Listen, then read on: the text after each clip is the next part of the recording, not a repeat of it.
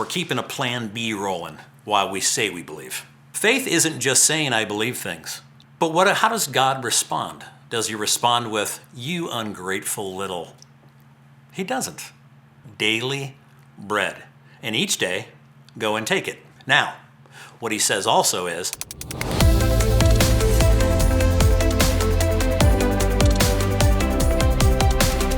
hey guys, I'm Greg Dean, and this is the Joyful Giving Podcast. Thanks for joining.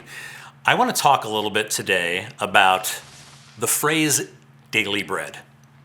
You hear it all over the Bible. You hear about Jesus being the bread of life. In fact, Bethlehem actually means basket of bread. Pretty cool. But we know it famously within the way Jesus taught us to pray. Our Father, who is in heaven, hallowed be your name. Your kingdom come, your will be done on earth as it is in heaven. Give us this day our daily bread. Cool. What does that mean? Well, first we have to flash back to the Exodus from Egypt, where the Israelites are now out in the wilderness. Now, we picture wilderness sometimes as this big forest with lots of fruits and pine trees and things like that. I don't think it was like that.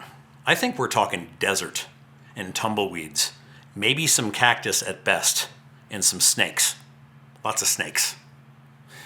This is the wilderness that they're now traipsing through, and, to their credit, grumbling a little bit. Now, when we look with our modern eyes back at them, we might think, wow, what are they complaining about?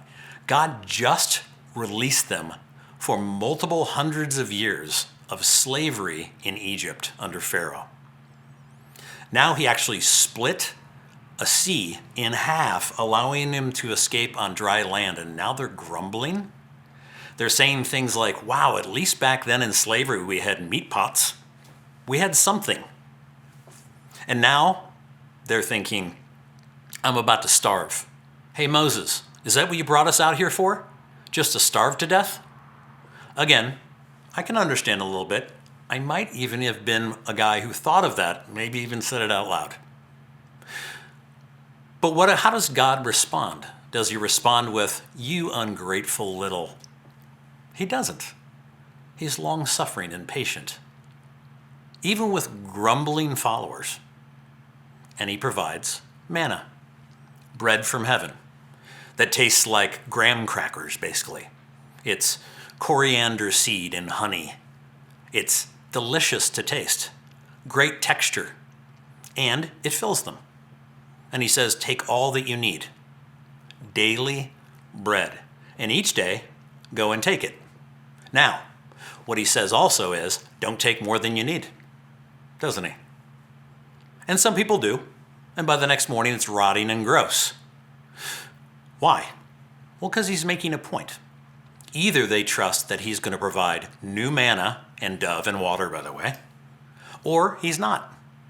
Do you trust? Do you have fidelity? Do you have faith that God will provide for our daily bread? Or do you think that you need to store it up?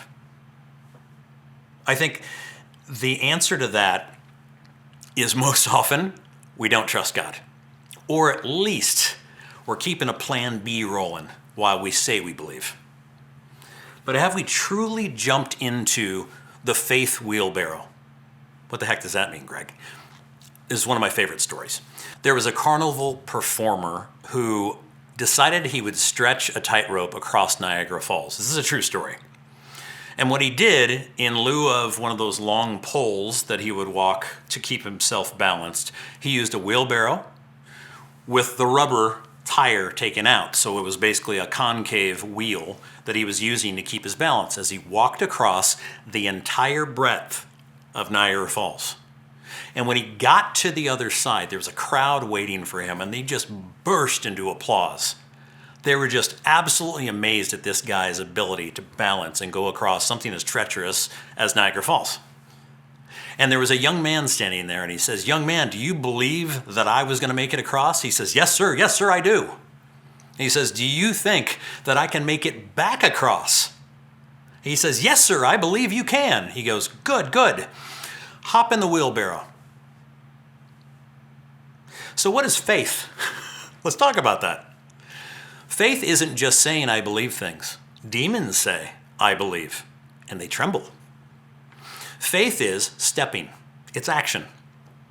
So when we look at this, we're talking about God providing the daily bread that we need each day. We either believe that, we hop in the wheelbarrow, or we don't. We stay on the dry land. He does give us that option. It's called free will. But what he wants is for our hearts to just go like a little child, Dad, you know best. I can trust you. You are good. Do you? Perhaps an area for prayer. Guys, thank you. I'm Greg Dean. This is the Joyful Giving Podcast.